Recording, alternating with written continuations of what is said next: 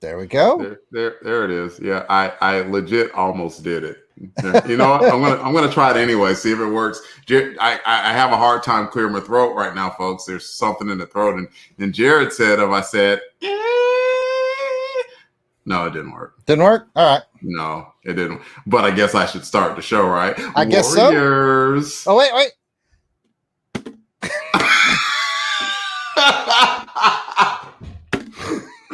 Go ahead. Come out to play. It's the closest we've gotten so far. That's pretty close. I mean, you saved the cans or the bottles. You drank from the bottle. They're plastic bottles. They're not glass. For your pleasure. You know, your yard sale, surely. Mm-hmm. And no, I was gonna say surely in the case of your yard selling that you have found like some bottles that you could bring to clink together. But then I was reminded of like that video where the dude drank like the Pepsi Clear. That was like God knows how old, like 15, and he drank years old. It just spewed everywhere. So I don't know. Might not be a good idea. Yeah. Those are the bottles you get for now, folks, here on Come Out to Play. I'm gonna spice up this episode a little more too. What do you got? What do you got for the peoples who are tuning in? Looks like we got Mr. John Beatty here, comic book legend and all around nice guy. That counts for at least 100. So we got 100 and Linkovich Chamovsky. I'm not quite sure that's a real person, but if you are Linkovich, thank you. Welcome. Mm-hmm. Hello. Thank you for coming out to play and stuff. Also, I guess I should read a script, right? I mean, if you want. If I want. Or no. It still didn't work. Oh, my goodness. But we are going to talk about New Warriors at some point tonight, folks. I just know it. At some point, I'm starting. Welcome to Come Out to Play, a New Warriors podcast. I am Delvin, a.k.a. The Dark Web. Come play with us as we talk about Marvel Comics and New Warriors. And let me introduce to you my warrior at arms, the Nova to my Night Thresher. The pain to my behind often. The completer of many of my jokes. It is Jarrod Albrecht, aka the yard sale artist, sometimes known as Death Probe. Well, I think you're supposed to ask me a question. Right? Yeah, I'm looking at it right here. It says it's my responsibility to keep you on the up and up to ask you a brand new question each episode. Yeah. And this time around, I've asked introspective questions. I've asked questions that have to do with the book. This time around, it's going to be more of a trivia question. So I'm gonna ask this said trivia question. Hang on, I did promise I was going to spice up the episode, didn't I? You did. Okay, hang on. There. I promised to ask you a question, and I recently purchased a whole bunch of New Warriors from a quarter bin.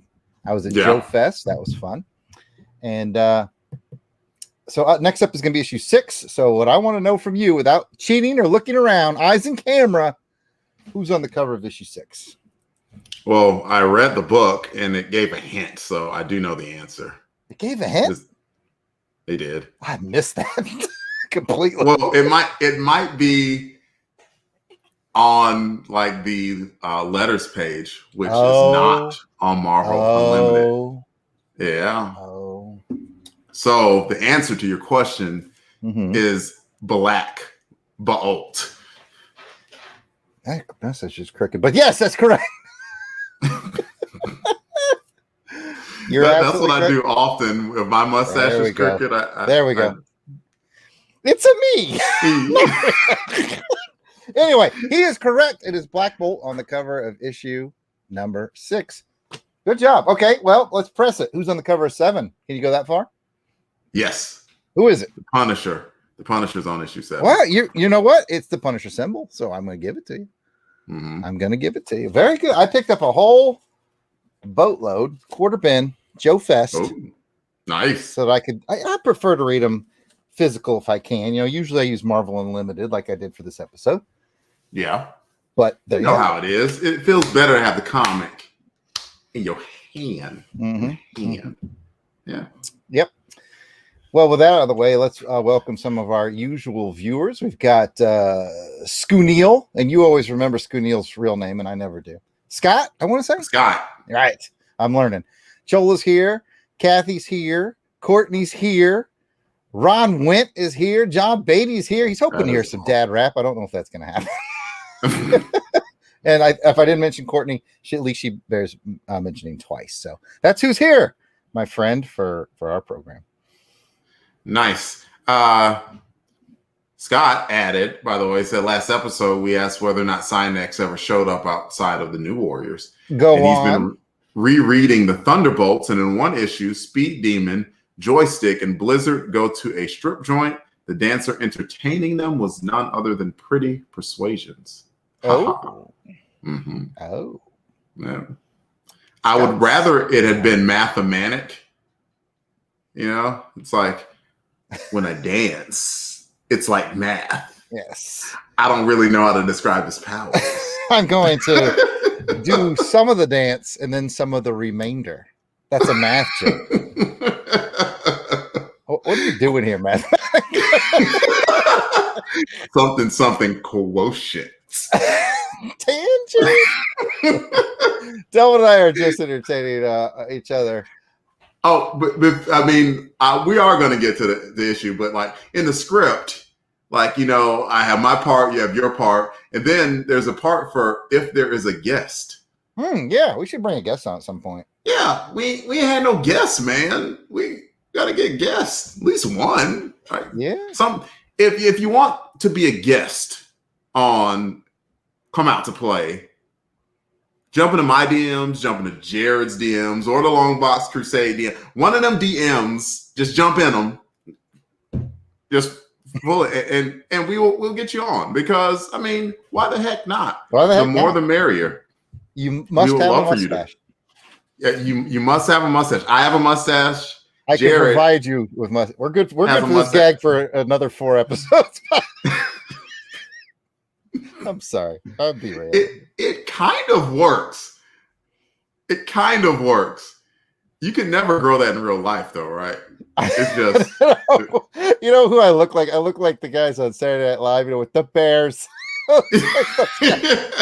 Dick Butkus. Dicka. All right. Anyway, we already off the rails. Let's try to make sure to, you know, not roll over as many civilians as possible. Come Out to Play is a chronicling of the 1990 series, The New Warriors. The first volume of New Warriors ran 75 issues. Jarrod and I will cover all of this first volume as I rediscover my love for the series and help Jarrod find his. And we share our love with the listening audience. So grab your skateboards and bucket helmets and let's play. We're talking about New Warriors issue 5, y'all. Issue 5. Probably have a banner for that. Jarrod's bringing it up right now. Go, Jarrod, go faster. That he is. Let's go faster. While you're doing that, bam! There it is. Oh, hold on. Dude. Did you see how you immediately adjusted? And I did, like, at the same time. Oh my God. 5 episodes. 5 episodes. We finally figured it out. We're on it. We were freaking on it. What's up, Pat? And it was Ditka John. We got it. I got it right. He said Dick Butt because I got it. It's okay. You know. All right. So, there's the cover to New Warriors 5. And Jarrod, talk about it. Oh, cover credits. Larry Malshet, inker. Mark Bagley, the penciler. And what's up? What do you think about this cover? I've never heard of Star Thief. I'm starting to think it might be another New Warrior specific villain that I haven't heard of. Happy to be wrong, but I was like, okay, never heard of Star Thief. Color scheme on Star Thief, pretty cool. A lot of action going on in the cover. It's a good way to introduce a new villain. Somebody, when we teased this on social media, made a comment about the different look for Nova, like the maroon and gold, I think they called her, something like that. And I was like, that's fair. That's definitely a new look. They managed to squeeze in most everybody. I guess I need to get rid of, hang on, I have to get rid of that banner to see. Yeah, there's everybody. Yeah. They did get everybody in.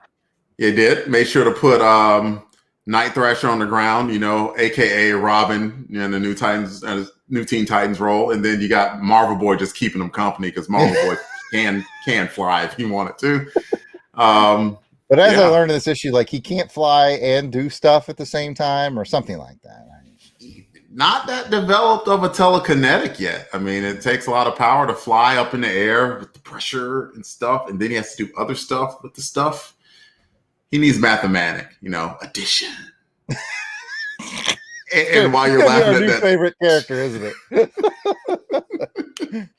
As long as I can keep coming up with math terms, absolutely. Before I describe my stuff, John was mentioning, can you imagine a new book launch from Marvel DC lasting 75 issues now? Nope. Now, unless it has Batman in it. Nope. Even if Marvel came out with a Batman book, maybe. Yes, that's about it. They would not give it a chance. And I will address one quick question in the chat as well from Auburn Elvis. What I miss? Well, I can't even do it now. This is an ongoing bit, y'all. There we go. We got that going. That's what he missed. And it's very important that Linkovich said that he's glad he found this podcast stream, and New Warriors was his favorite comic as a kid. He owns every issue. What? Thumbs up, my friend. That is quite badass. I give you kind of a thumbs up because it's my first time reading it, and I can't sign off on it completely just yet. But so far, so good. I can sign off on it. I have all 75 too, my friend. That is awesome. And it's really awesome that you found the podcast. So welcome. That is awesome.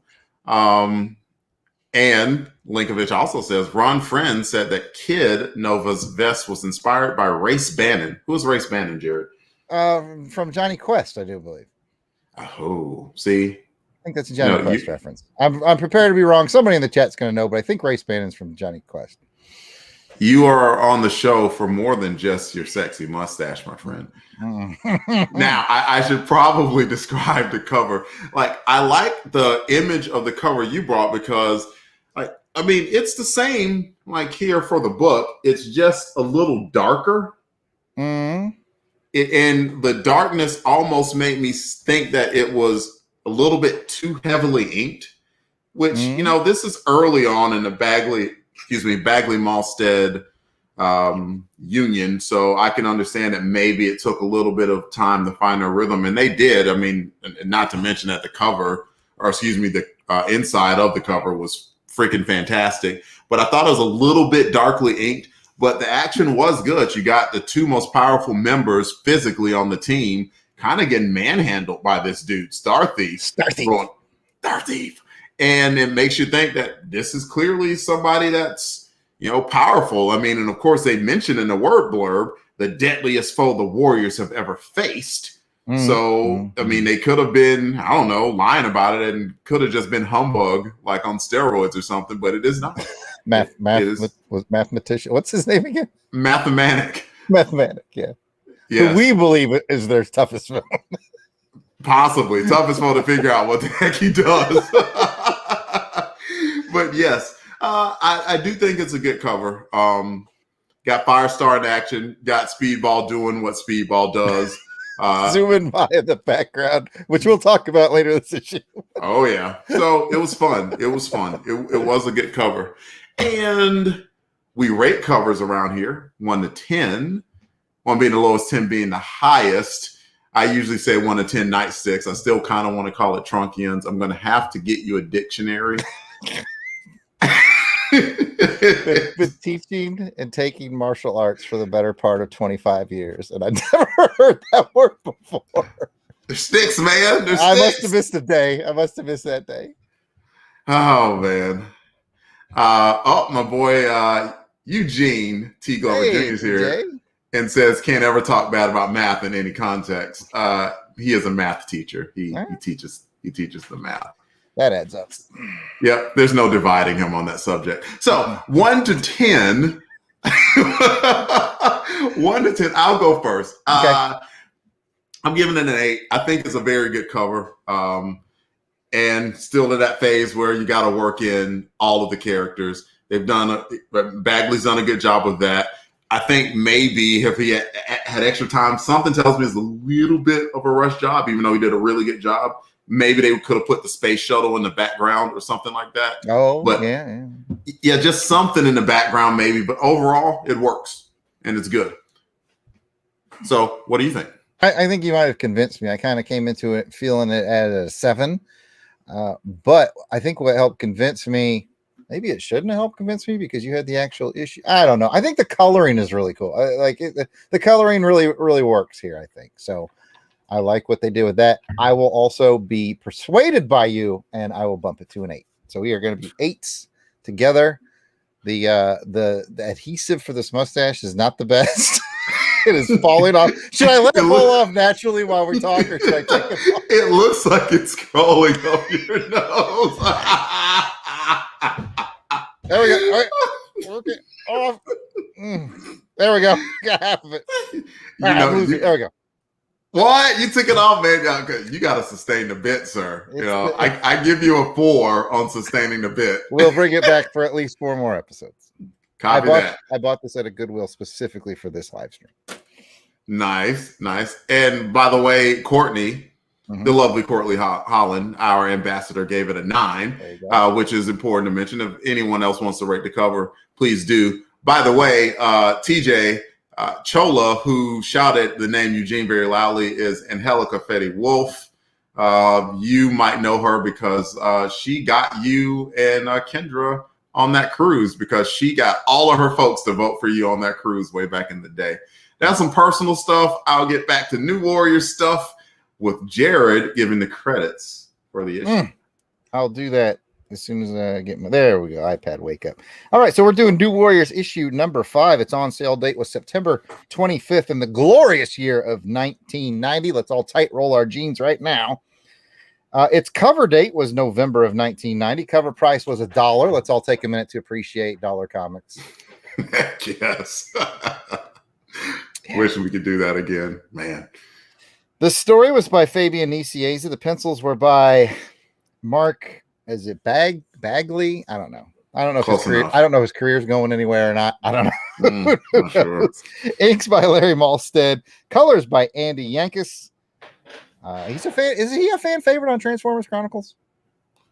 No. That you think Nell Yomtov is Yankus Yomtov, the funky Y mixed me up.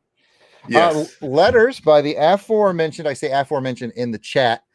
Rick Parker, because our new person who's joined us, Linkovich, mentioned Rick Parker doing letters in the chat, and the editor is Danny Fingeroth. And we got all that wonderful information from Mike's Amazing World. And there's really the only thing left to do now is to get a synopsis of the issue. I might just have a banner for that. Oh, wait. I just did all that. Yeah, I was quick on the draw for that banner, wasn't I? Anyway, to the story review. Let's go. The title of this book is The Man Who Stole Tomorrow. Interesting things transpiring as Fabian and Mark and company packed a lot in 22 pages. Some super powerful dude named Star Thief keeps aborting space launches. Marvel Boy wants to stop him from doing it. Namorita, kind of doesn't want to stop him. A two-pronged high-pitched battle has half the team fighting Mandroids, sponsored by Stane International, and half the team fighting Star Thief. Looks like Stane wants to launch toxins to the moon for some reason, and Marvel Boy, Namorita, Firestar, and Star Thief are all along for the ride. 2 interludes. We see the mysterious woman from last issue, as well as an appearance of the powerful telepath, the White Queen of the Hellfire Club. Yeah, Jarrod, start us off something you liked about the book, something you hated, somewhere in between. We gonna talk about it. Yeah, as usual, I've brought in. What am I, 8 years old? As usual, I've brought 8 screenshots for us to talk our way through the story. But if you want to do an overall, I would say I'm interested in Star Thief. Not super sold on the name. And again, anybody in the chat or Delvin, if you know, this feels like Star Thief is a new villain created in this issue. I feel like this is Star Thief's first appearance, but I think so. If there's people doing research, let me know. I think you're right. I'm warming up to the name, but man, Star Thief's like really powerful and like taking on the whole team and not really having a hard time with it. Like we learned that only really Firestar was affecting him. Mm-hmm. So he's definitely interesting, and I'm both interested and amused by his mission. He's like, space exploration, F that. I keep it real. Like, what is your beef with space exploration, Star Thief? Man. Star Thief, his mission, F space. F a whole box of space. Pretty much. So yeah, okay. That's a quick overview. My quick overview would be, like I mentioned, there's a lot that happened in this book. I was reading it. It was like, holy Hannah, there's a good deal of stuff that happened in this book, like just in the main story, and then just seeds that, Fabian was dropping all over the place. I'm getting so much better at operating in my space here. I'm very proud of myself right really now. Working in my left and right. I can go back here, but right. Oh man, that's how I should have lost the mustache. I should have gone in and out. It's too late now. Yeah. The moment is over. We have some really good people talking about Star Thief right now. Scott lets us know this is his first appearance. He also appears in issue 6 and in one issue of Nova Volume 2. Other than that, no appearance. I'm surprised by that. I really felt like they were setting Star Thief up to be a big part of the New Warriors universe. So I'm surprised he's not going to be around much. We might find out a little bit about who and what Star Thief is. Looks like, and Scott didn't give away anything by saying he's going to be in next issue, as we kind of saw at the end of this. I figured. So there's that. And Albert Elvis said Adam Warlock stopped him by locking his soul in the soul gem. I don't know if he's being serious or not. I don't know. He's making that up with Albert Elvis. It's hard to say whether that's a fact or a fiction. I know. This is our hazard of being jokers and having friends who are jokers. And Scott also mentions we chatted about Star Thief scarcity over New Warriors Facebook group a while back, which is the only reason I knew that off the top of my head. Dude, your knowledge is unparalleled, and it is a welcome addition to the show. Now, we did say earlier if people wanted a guest on the show, Scott might make a good guest. Just saying. Hop into the DM, Scott, for real, dude. Or any of your friends from your New Warriors Facebook group. We'd love to grow this. I mean, I just want to know why I haven't been invited to the Facebook group. I'm on Facebook. I like New Warriors. They're like, shut your Facebook. I'm just saying. Man, this got personal fast. 20 minutes of just Delvin staring into the camera, all accusatory, like, that's the show. Screw you, Scott. I don't want to be. You're banned. You know what? I don't want to be part of your stupid group. Jarrod, please give us something else. What's up with the book? All right, I'm going to bring in my first screenshot because that was sort of my overall. So I'm going to bring in my first because I read this a few days ahead, and what I do is I take screenshots of what I think are interesting moments. Yeah. And let's see here. Okay, good. I got the right banner. In fact, I'm going to actually lose the banner so we can enjoy the screenness. I did this shot just because I thought this feels like it's the first appearance of Star Thief, and we talked about that. So we basically already talked. If you have anything else on this page, you can let me know. Otherwise, I can move on. The only thing that I would add to this page is, man, like if I'm whatever companies that spent billions of dollars getting stuff out to space, and he just like, F that. It just blowing my stuff up that I spent billions on. I would not be happy with Star Thief at all. Okay. Well, while we've been chatting in the chat, Auburn Elvis did admit to being a little bit silly, saying he confused him with another Star Thief. And he goes on to say, yes, there are 2 Star Thieves in Marvel Comics. The irony. I did not know that. the irony being that someone stole the name. Oh. He thieved the Star Thief who was thieving us. Next image, sir. Next image. It's 2 Star Thieves. Who knew? All right. Next image. All right. This is from page something. I probably should have wrote it down. I did this one because I enjoyed it as a comedic moment. with the use of Speedball, who was running late. So on a previous page, he'd use his powers to let himself get hit by a train to take all that kinetic energy to get him to, I guess, downtown New York? Yeah, to Manhattan, as they say. So for people who are watching or in the chat, what I thought was particularly amusing was not even so much the words and the play-by-play, but that Speedball's just flying around in the background for comedic effect. And this book hasn't had a lot of comedy. It's felt more like an X-Men book to me. Don't take that in a bad way.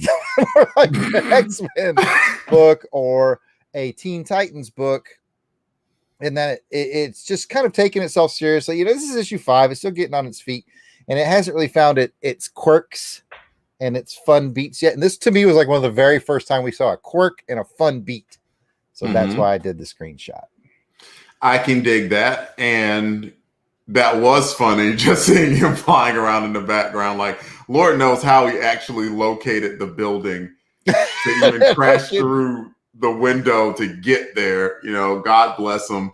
And even earlier, a page or two before, you had Cord and Dwayne doing kind of an assessment. And what Cord kind of said about Speedball was like, next. I think he actually asked, like, why is this guy on the team again? And even Night Thrasher, the serious, gritty Night Thrasher, was like, well, we kind of like. I just kind of like him. Yeah, that's basically his answer. And that was I considered screenshotting that as well, but it kind of would have taken 2 pages to do it, to go through all the assessments. But it is worth noting that there was a good 2 pages of assessments, and again, a fun little quirky moment. It showed a little bit of because Night Thrasher's been pretty heavy since we started. Yep. So it was kind of a nice light moment when Cord was like, "What? Yeah, like you said, why is this guy on the team?" And Night Thrasher was like, "He's likable. I like him." Type of like, okay, well, he's got a heart under all that somewhere. There is a little heart, and it's definitely worth noting. It was kind of I saw it as like a check-in. Like, let's just do a quick check-in on everyone and see where they are. And you had Night Thrasher, Marvel Boy sitting there with a backpack on that looked pretty heavy. And, that's his skill of like having to bear that extra weight. But then he's using his powers to like move a rope. Yeah. Which is intricate. So he's learning how to use his powers. They mentioned how he was good in a pinch. Looks like he's going to have leadership capability. Mentioned Nova was a hothead, and he still has a mat on for Night Thrasher. That might be an issue. Mentioned that Namorita is, tough. And she's a good team player. Easy on her. She's a looker. She's a looker. My goodness. It's 2021. Like, could you get away with calling someone a looker? Like, man. I'll give it a shot this week and let you know how it pans out. Okay. You're not actually working that new job, right? I was like, yeah, I don't have a real job, so the risk is low. Okay. Like, maybe like you go to the bank or whatever. It's like, you know what? That's a nice dress. You sure are a looker. You're a looker. And I'll let you know how that goes.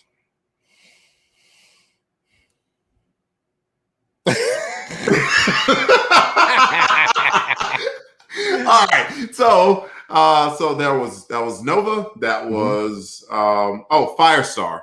Yep. Little insecure with her powers. She definitely at this point in the book reminds me, to make another X-Men comparison, of Phoenix. I think she's got a I don't know, a metric crap ton. I don't know what the actual measurement is, but a whole bunch of power that I think she is probably potentially the most powerful one of them all. But much like Phoenix, just kind of needs to break free and realize what she can do. That's the feeling I get. Right now, who would you say is the most powerful member of the team? Right now, based off of their confidence and their abilities and everything, Nova. Okay. But who would you say is the weakest? I would say the weakest is Night Thrasher, because he's just a person. Maybe Marvel Boy. I want to say Justice or Vance Astro, or You know him. Yeah. Not Justice yet. Yet, right. Marvel Boy or Vance Astrovic. Right. So Yeah. it looks like I might be onto something with a little hint there from Auburn Elvis. I like that. And Courtney, we did not say that word. We said looker. Looker. Looker. Looker. Not the other word. Not the other. All right. Next image, sir. Oh, okay. You think I would be ready for that? I wasn't. There we go. Okay. That costume design. Come on, man.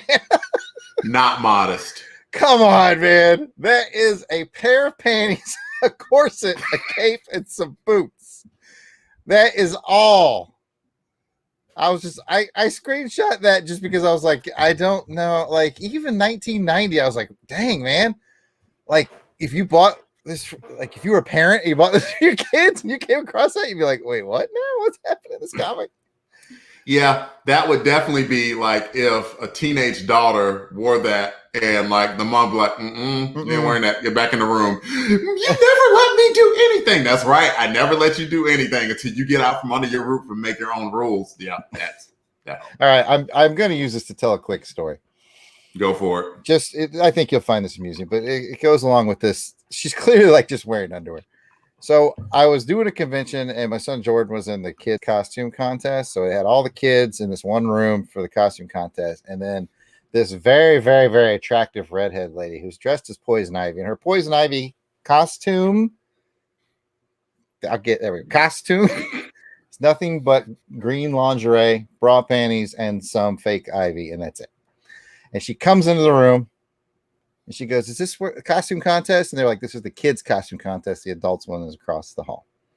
And she's like, I'm sorry. She closes the door. And kids being kids, one of the kids in the whole group said, Daddy, that woman's only wearing underwear. To which I replied, at, of course, full volume. Trust me, kid, every daddy is well aware of what that woman said. Room broke out in the laughter, but that's the same thing I thought. I was like, that costume design is ridiculous. Yeah. But let's not get hung up on that. Let's not. What's going on with the Hellfire Club? I guess they seem like exclusively interested in Firestar, and maybe because she's super, super powerful and they'd like to have her on the team. I don't know. That's the vibe I get. Well, Firestar was, like a couple of the other members, she had a history, right? And her history was that she was a part of Emma's team of mutants at one time. Okay. She has a history with the White Queen. And if you remember a couple of issues back, that in order to find out information on Angelica Jones, it was either Cord or Night Thrasher who hacked into the Hellfire Club servers to get that information.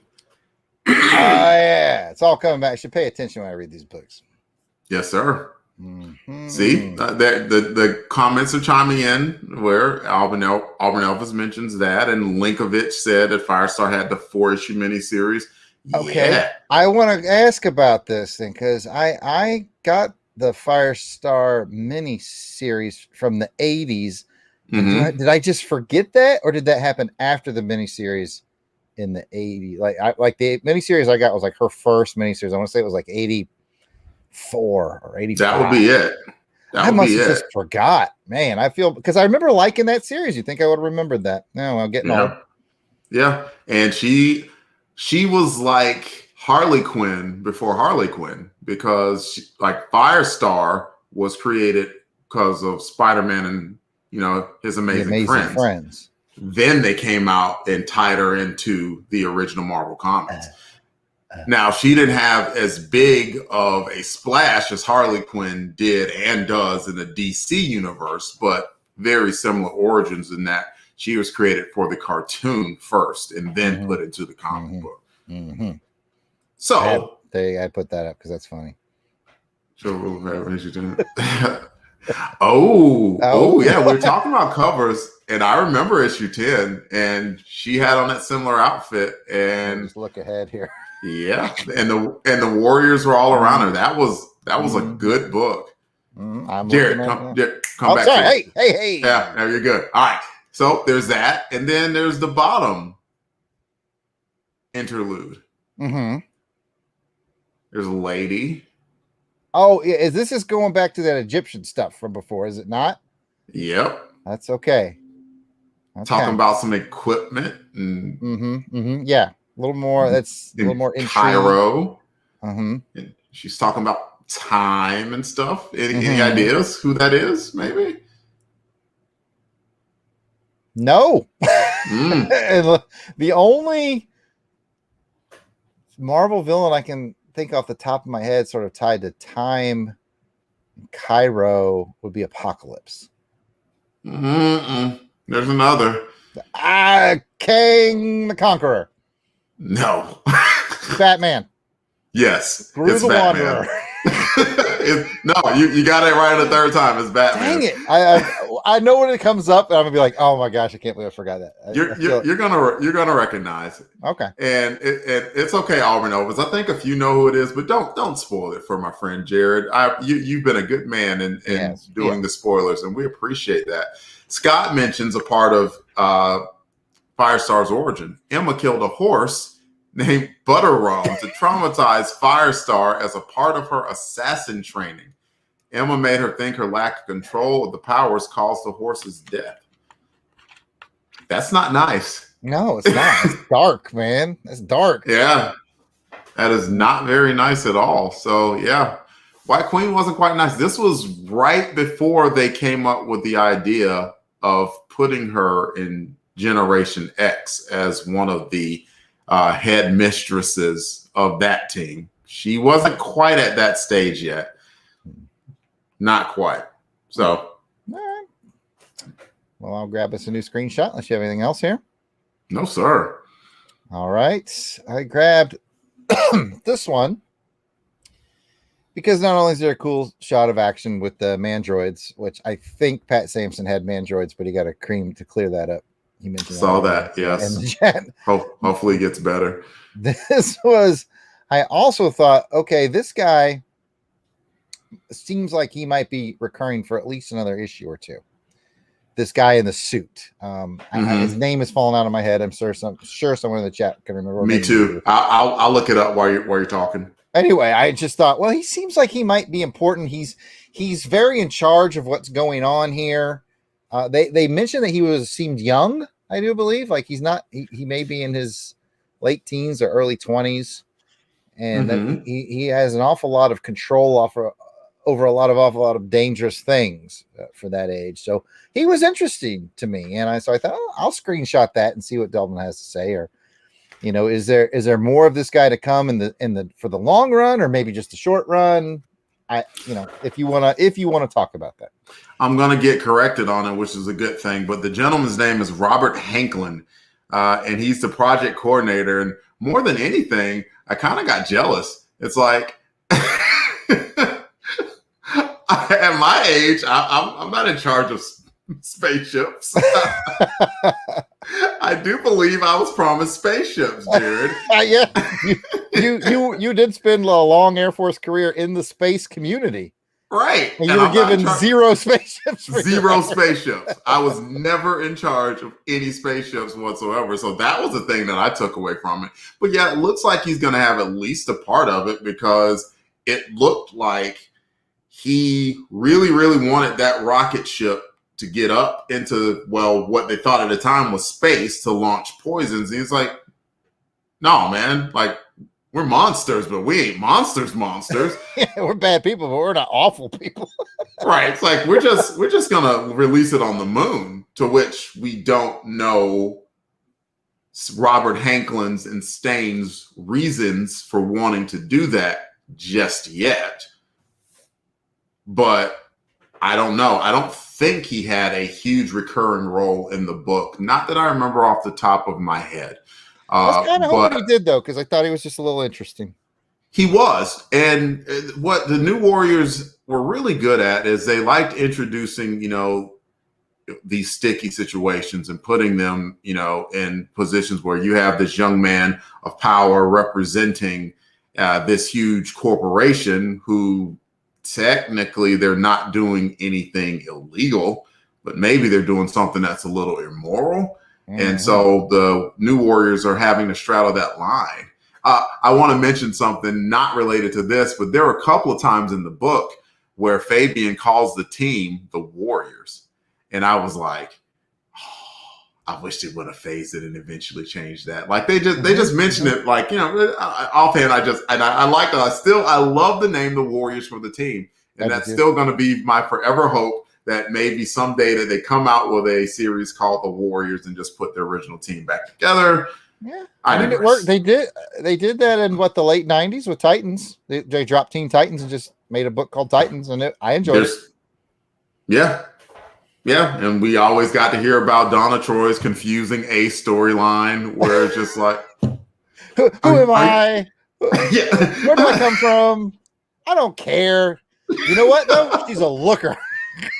She is a looker. There's a reason Robin slept with her and Firestar and probably Arsenal. Anyway, we're getting off track. Yeah, I like that they split the battle in between two different places. And they didn't even necessarily have to, but it gave Night Thrasher something to do. And then once Marvel Boy couldn't handle the aerial flight in that battle against the powerful Star Thief, he came and joined. And then Speedball was a part of it too. And then there's the big battle up in the air too. So I thought that was really cool. A side note of the coolness was not only do I feel like Fabian split it up so you could have two meaningful battles going on too, but he was also able to do some character development because there was somebody, remind me who didn't really trust Namorita, but had to because of that split. Marvel Boy. Yeah. Marvel Boy did not trust her motives. And they said that. Yeah. Go ahead.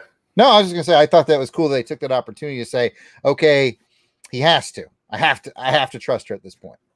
It pushed the relationship forward. I loved the setup because Marvel Boy came into the room with Cord and Dwayne and said, "Hey, saw this on the nightly news, dude. Here's the tape." Which, of course, I had to joke and like, "What the F is tape? Tape? What's a tape?" Tape. I don't know. I don't know if you know, Jarrod. I'm 25. I have no concept of what tape is. I'll just roll with that. Sure. Yeah, sure. Somehow we've been friends 25 years, but I'm also 25. Met Delvin when he was a baby. Right? Okay, but so that happened where Marvel Boy saw this Star Thief blowing up these space shuttles and was like, "This is wrong. I think we have to stop it." Even though Dwayne at first was kind of like, "I don't know, this seems like Avengers Fantastic Four territory." But then he said, "Okay, well, I trust you. I trust your instincts, especially based off of what Cord was kind of saying about Marvel Boy." But then on a different way, Namorita got, wind that Stane International was doing some dirty deeds. And so she came in and was like, "We got to stop that space shuttle no matter what from even getting off the ground." And it set up the conflict of the team, and it worked pretty good. I agree. He's doing some good layers here. There's that.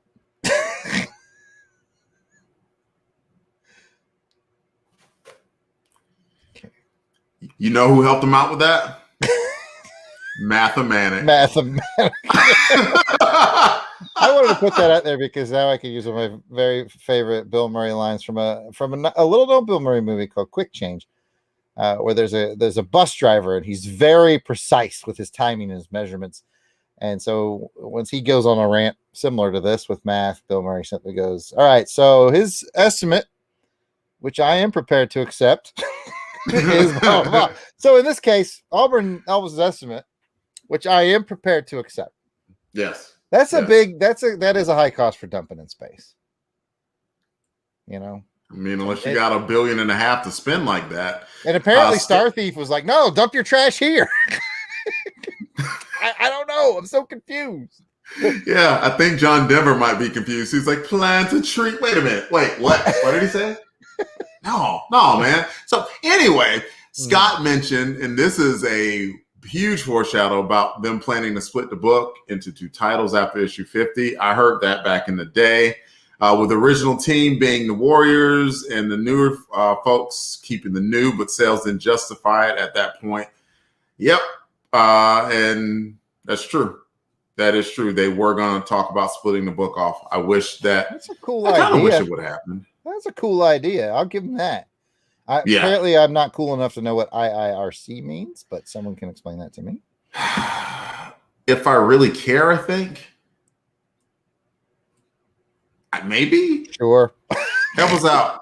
We're not cool that way. But if I remember correctly, I bet that's what. If I remember correctly, oh, there you go. I bet that's what it is.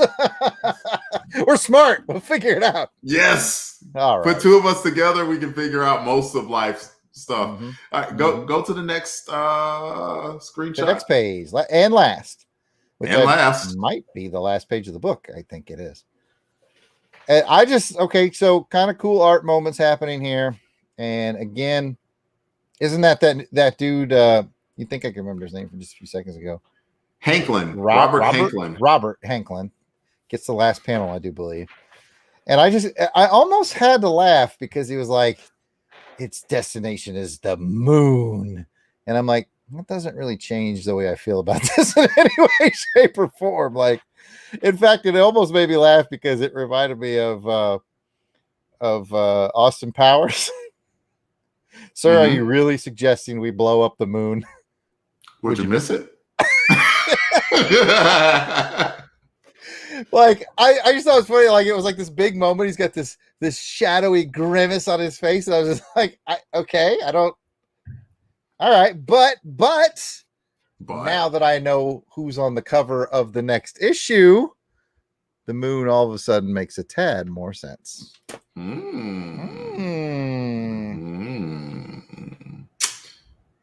I don't have anything to add. I think that's plenty, even though that drawing of the rocket is awesome.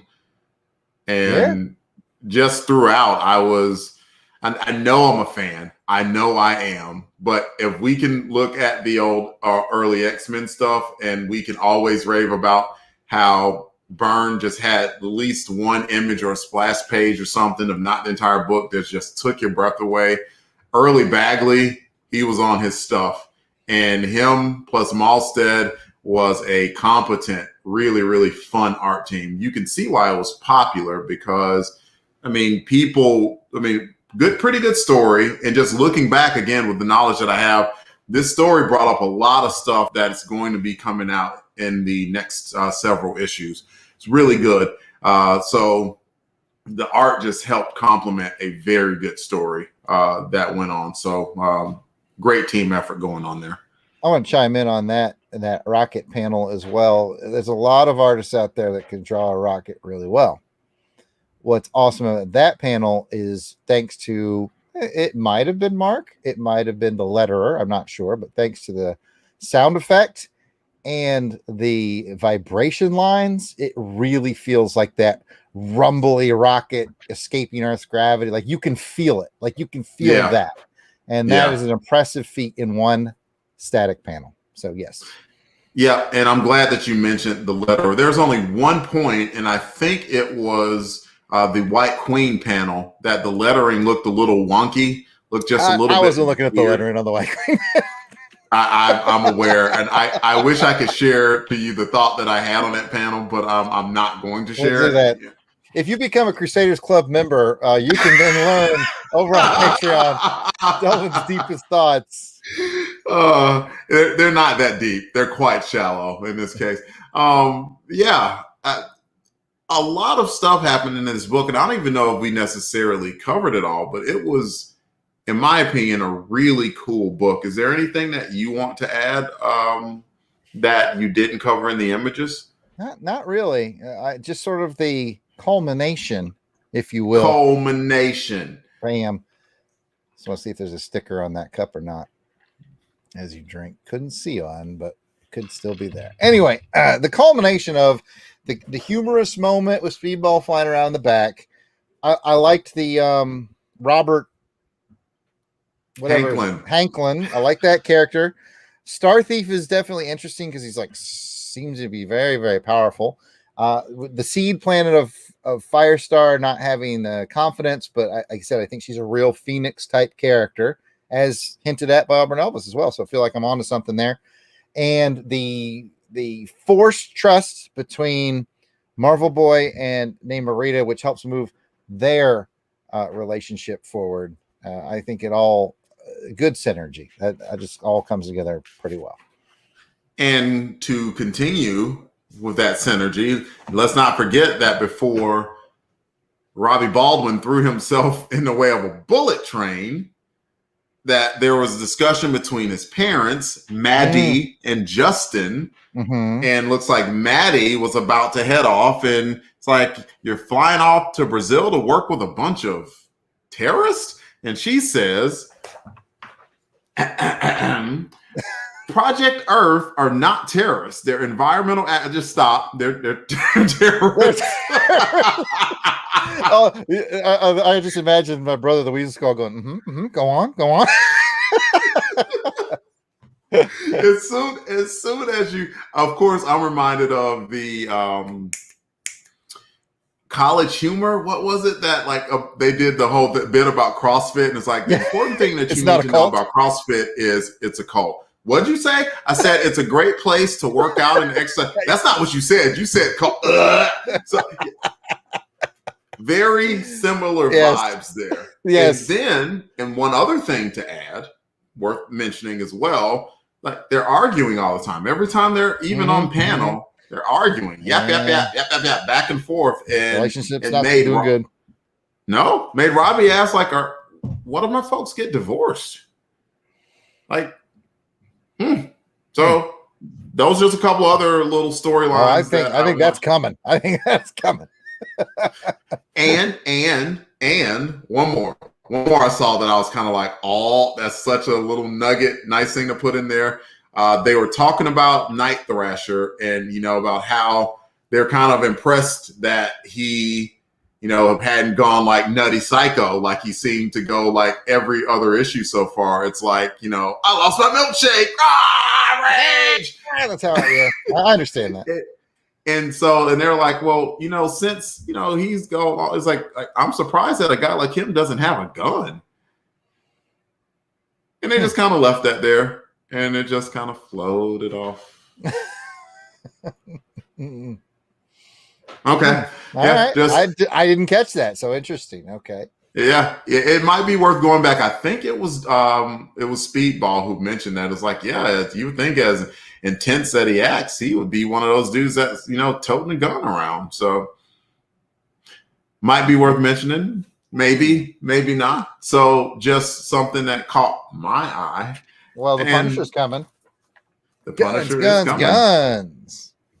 Punisher is coming, and brutal fight. Like that might be my first 10. I don't know. We'll see. But we got a couple things to get to before we rate this one. First one is, you can read it. Go ahead. Oh, I don't know. I was looking at I'm laughing because I'm looking at the covers, and it's like so Marvel, trying to make sure their new book succeeds. Guest starring Punisher. A couple books later, there's Wolverine.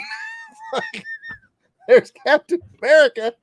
They never did Spidey, though. So I'm looking for Spidey. I was like, there's Namor. Like, so Marvel to just keep with the guest appearance. But, hey, business is business. Anyway, I got sidetracked. You were asking me a question. I did. In the script. I got to find where we're at. I know. Yes. Yes. I got a banner for this, too. I got a banner for it. It is, no, yes, no. Yeah, no, yeah, yes. It's now time to talk about the Ultimate Warrior and the Ultimate Worrier.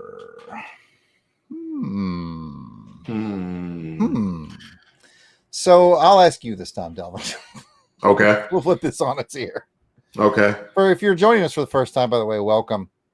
This is the part of the show where we talk about who the Ultimate Warrior was, who we thought did the best job in the book, and who the Ultimate Worrier is. Who are we a little bit worried about in this book? So, Delvin, who's your Ultimate Warrior? Man, I know. I don't know either. Wait! Quick, late breaking news. Spidey's on the annual. I knew he'd be in there somewhere. I think that I mean they snuck him in there. Do you want to do the annual, Jarrod? Are we just going to cover the series, or should we do the work in the annual? You tell me if we want to do an annual episode when the time is appropriate. If the story kind of flows through the annual, then I say we do it. If it's a standalone that doesn't need our attention, then toot, pass it by. I don't know. We might have to. Maybe the people in the chat know. He says annual number 2, by the way. So annual number 1, is that story flow, or is that do we need to read it or no? I can't remember. You know how I am with annuals. Like I'm asking. And you know how Marvel is with annuals. Sometimes the annual like weaves right into the story and it's great. And then sometimes you could just pass it by. I'm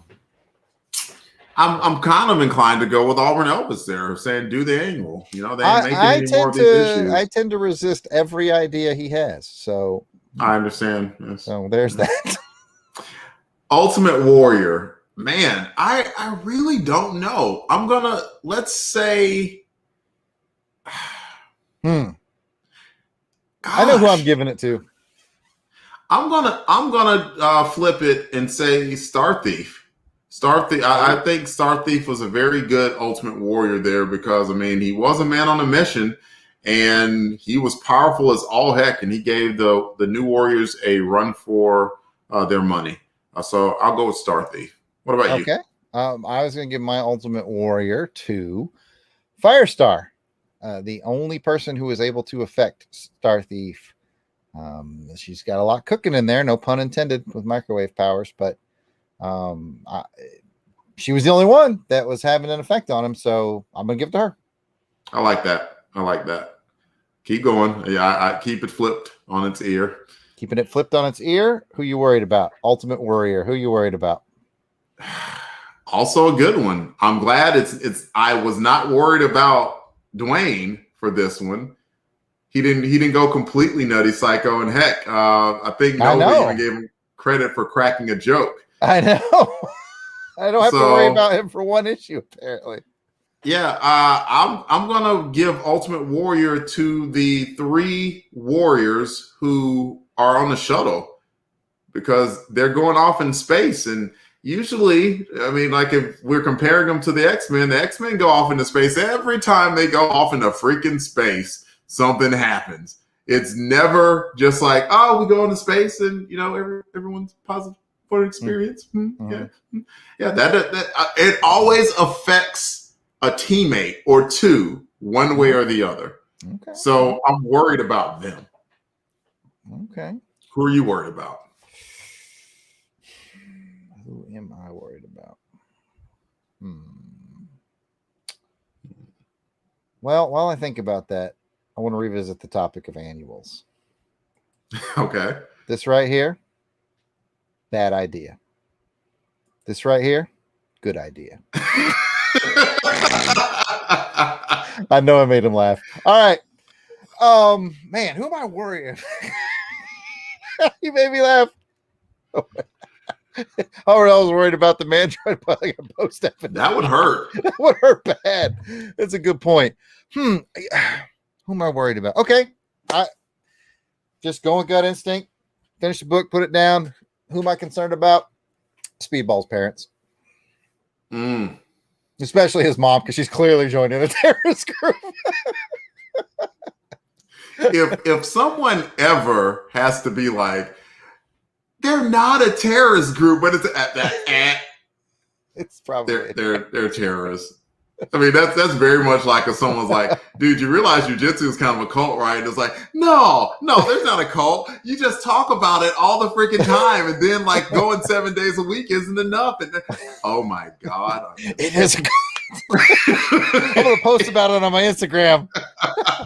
It's 1 follow to Instagram, 2 follows to Instagram, 3 let's rate the book. Okay. We can get lost in our bits as we often do. Actually, that's been about 58 minutes of the show. Mm-hmm. We got to rate it, man. 1 to 10. What do you think, Jarrod, about New Warriors 5? 1 to 10. Warriors 5. A lot of good stuff happened. Good action. A little bit of character development. Planting some seeds. 8. I give the tune of an 8. Okay. I'm one higher. I'm at a 9 because 7. Not one higher. Right.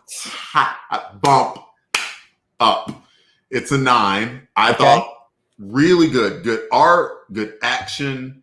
They threw a lot of story threads in there, and it was just like, man, this was a heck of a fun read. It surprised me how much of a fun read it is, because I looked at the cover, I'm like, Star Thief, he's not memorable. So, like, is this book going to be memorable? And I looked at it, and once I got through with the 22, I was like, was memorable, was good.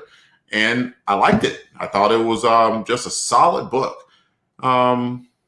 Anybody in the chat that read it, feel free to drop your 1 to 10. Courtney gave it a 9. Courtney did. Scott said it's hard to rate for him, as it does a lot of the legwork for the next issue. The cliffhanger last panel was epic. I agree. So, yeah. Oh, good. I hate giving him good points, but great point. It's a very good point. It is a very good point that the team fought very fluidly together. Earlier in the book, Namorita, when her teacher was kind of letting her know the scoop about what's going on, Namorita was like, well, let's see what we can do. So she was already talking about what the Warriors could do as a team, and they functioned together well as a team, and that was pretty cool. So one other thing I want. Oh, I'm sorry. Go ahead. No, go ahead, dude. One other thing I wanted to mention was I thought that was a neat insight into sort of mission selection. A lot of times in books like Justice League or Avengers, something big happens, they have to respond. That's it. Like here, we got to see them sort of like bring ideas to the table. Is this something for the new Warriors to do? And some people, I think Marvel Boy was like, no, that's a Avengers FF thing. And some people are like, no, that's an hour thing. I thought that was kind of neat that we got to see the process. Thought that was kind of cool. Yeah. And it was flipped, by the way. Night Thrasher was the one who was like, and Marvel Boy was like, Oh, okay. So, I got it flipped. My bad. Yeah, you're flipped. I really should read these things. It would help. It would help if you read the book. We have gotten to about an hour of us sitting there joking around. It's been a good time, though. Yeah, here's some bad ideas right here. People encouraging us. What are they doing? Bits on bits on bits. Bits are amazing. I love bits. The encouragement. In fairness, Jarrod, we have done this for free. That's true. So we would do it with encouragement. We would do it if no one were around. But you know what, though? We do have Crusaders Club members in the chat. Auburn Elvis, thank you. Kathy, thank you. And Helica. I'm sure we're going to forget somebody. You should never do lists like this unprepared, which is what I did. But hey, all those who are Crusaders Club members, we really do appreciate it. We just sent out a bunch of the annual Crusaders Club appreciation packs for those people who are at the $5 and above level, get their annual packs. Blaster Stash, it was here earlier. I don't know if he's able to stick around, but he just posted a video on YouTube of him opening his packet. That was a lot of fun. It was cool to see that people like the packs and stuff. So I'm not trying to tell you to come in at a $5 level or anything like that. It's just we have a real cool and fun community is what I'm getting at. If you're not a member, information's at the bottom of the screen. But you know what? If you just want to stop by and chat with us, that's cool too. We just like talking with you guys. Yeah. This whole thing has been a ton of fun. Just period. This is something that I could have had, other plans tonight, for instance. But I'm like, well, no, I got my live stream to do, and I get to talk with my best buddy Jarrod, and I get to talk with my other friends who come online and make silly comments too, and listen to our. Look at that guy. I knew you were going to get past it. I'll put it on the screen so everybody knows. Oh, man, I thought I was going to get by. I thought I had to take a drink. Well, since the gig's up. Oh man, I thought I was going to get away with it. But yeah, it's a great time.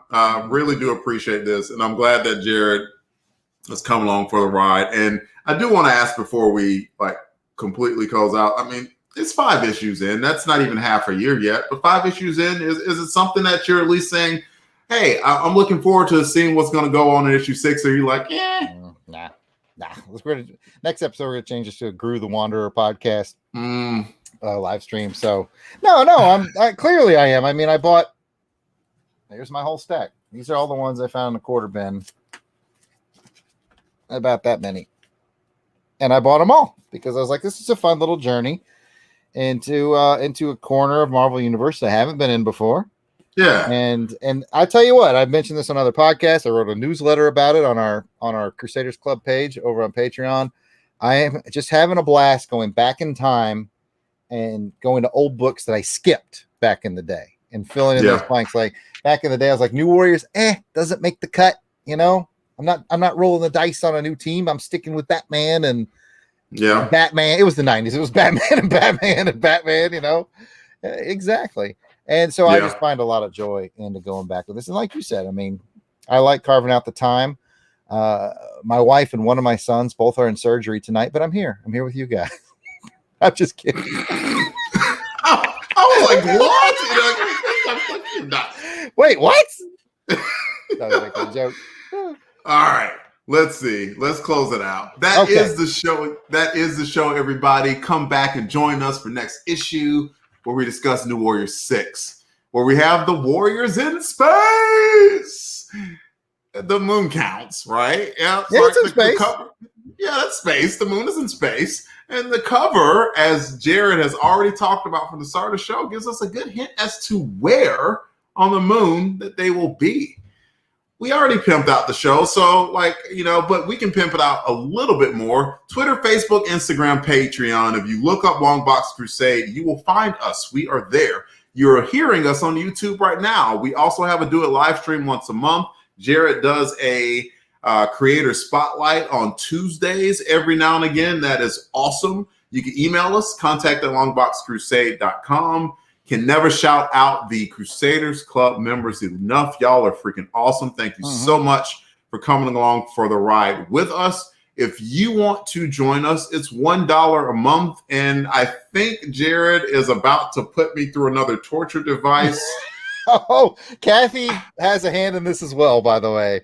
Our really? Club member Kathy Bright is working on a little advertisement graphic for that. But yeah, we're going to do we'll give you guys a little preview. We're going to do a little membership drive for the Crusaders Club.